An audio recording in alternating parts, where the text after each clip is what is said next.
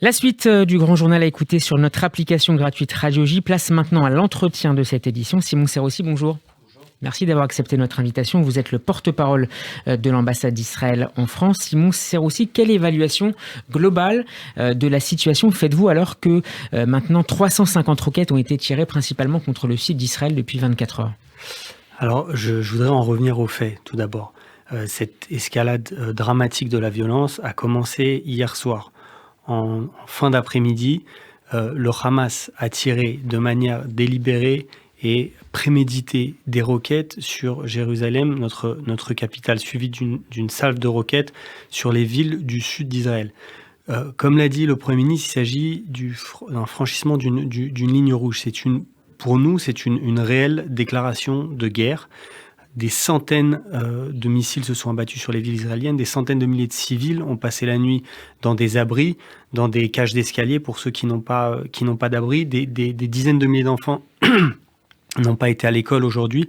La ligne rouge, c'est d'avoir visé Jérusalem, plus particulièrement? La ligne rouge, c'est d'avoir entamé des hostilités militaires face à l'État d'Israël, alors que je le rappelle, il n'y avait eu aucune opération militaire israélienne précédemment, et les autorités israéliennes faisaient tout leur possible pour désescalader la situation et les tensions à Jérusalem.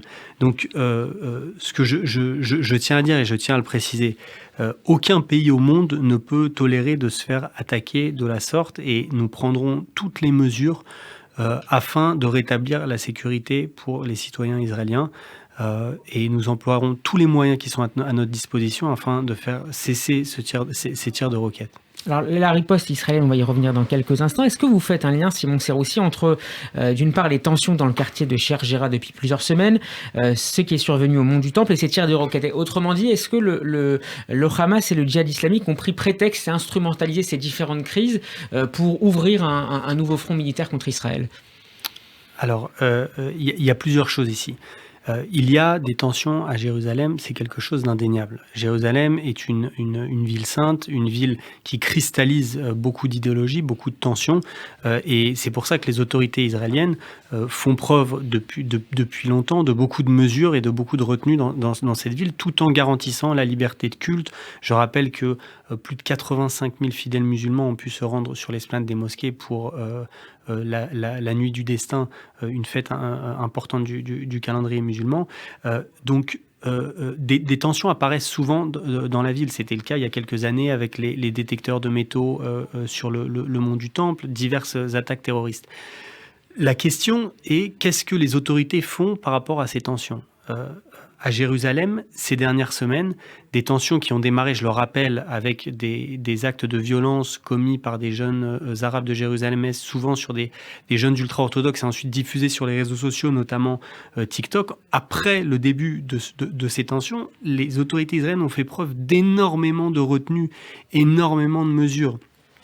L'accès des lieux saints a été limité aux fidèles juifs pour la première fois depuis de nombreuses années. La police s'est retirée de l'esplanade des mosquées alors que de graves tensions y avaient lieu et des jets de pierre sur le mur des lamentations en contrebas. Est-ce que vous considérez que c'était la bonne réponse justement à apporter? Est-ce que ça n'a pas envoyé un mauvais message aux émeutiers palestiniens puis au Hamas?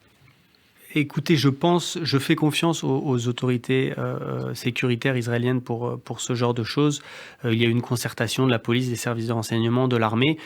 C'est toujours un équilibre entre de la fermeté et une compréhension de la sensibilité de l'endroit et des lieux saints. Je pense que les forces de sécurité israéliennes ont en tout cas prouvé par leurs actions ces dernières journées qu'elles étaient prêtes à écouter l'autre côté, à faire preuve de mesures, de retenue. Je rappelle aussi que l'armée israélienne, Tsahal, n'a quasiment pas réagi aux premiers tirs de roquettes il y a quelques jours qui se sont abattus sur le sud d'Israël, des ballons incendiaires. Et pourtant, malgré cette retenue des autorités, nous avons du côté palestinien une déclaration de guerre et une attaque militaire, de calibre militaire sur des cibles israéliennes. C'est deux choses qui sont sans commune mesure. Maintenant, vous me parliez d'une récupération des groupes terroristes palestiniens. de ces tensions à Jérusalem. J'irai même plus loin. Je pense aussi qu'il y a toujours des tensions à Jérusalem. Le Hamas a décidé d'agir maintenant, d'ouvrir les hostilités maintenant, en raison notamment de crises internes à la société palestinienne, avec les élections palestiniennes qui ont été repoussées. Législatives qui étaient prévues le 22 mai. Exactement, qui ont été repoussées par Abou Mazen. Le Hamas, qui était en hausse dans les sondages, il faut le rappeler, était très déçu du report de ces élections, avait même menacé d'embraser la zone si les élections étaient reportées. Et on voit que c'est ce qui se passe. La dernière fois qu'il y a eu des élections dans l'autorité palestinienne, je le rappelle, en 2006, le Hamas avait utilisé la légitimité de ces élections pour s'emparer par la force de la bande de Gaza en tuant des dizaines de membres de l'autorité palestinienne.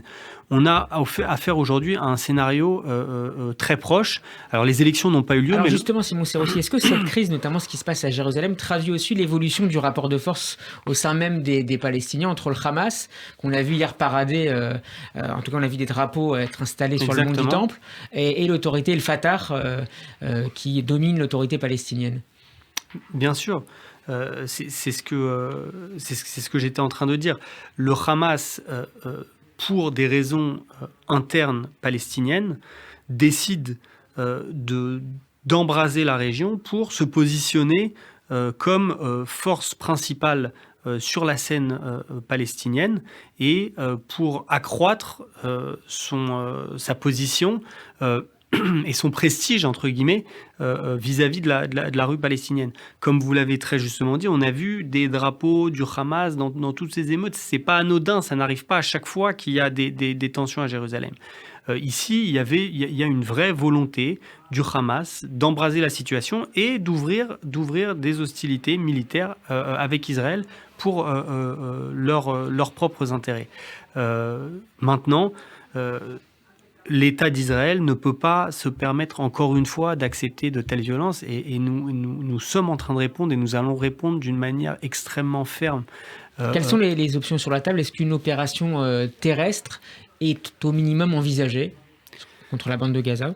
À ce stade, je ne peux pas me prononcer sur des détails opérationnels de la sorte. Et vous imaginez bien que ce sont des choses qui restent sur lesquelles les autorités israéliennes restent discrètes jusqu'au dernier moment. Ce que je peux vous dire, c'est que Tsahal est décidé à utiliser des moyens très importants afin de faire cesser ces attaques et afin de faire comprendre à nos ennemis que des tirs de missiles indiscriminés sur les villes israéliennes ne passera pas sans réponse.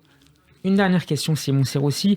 Selon la presse israélienne, des discussions ont eu lieu ces dernières heures entre le conseiller à la sécurité nationale israélien Meir Ben Shabbat et son homologue américain Jack Sullivan. Il se dit que les Israéliens auraient fait comprendre, en tout cas auraient transmis le message suivant aux Américains.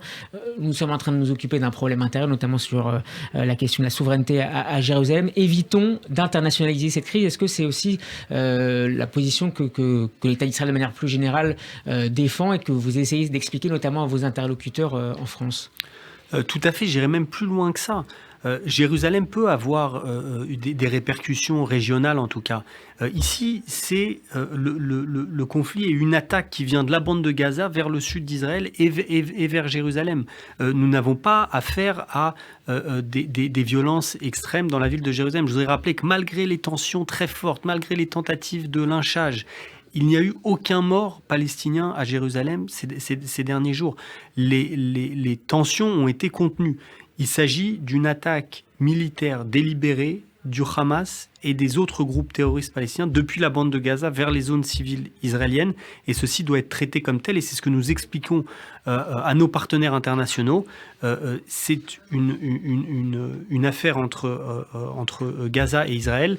Et nous les appelons à condamner avec la plus grande fermeté ces attaques sur le territoire israélien. Merci beaucoup Simon Serroussi d'avoir été mon invité. Je rappelle que vous êtes le porte-parole de l'ambassade d'Israël en France. Votre interview est à retrouver en podcast sur radioj.fr et sur la page YouTube de la radio. Merci à vous et à très bientôt sur Radio J. Merci.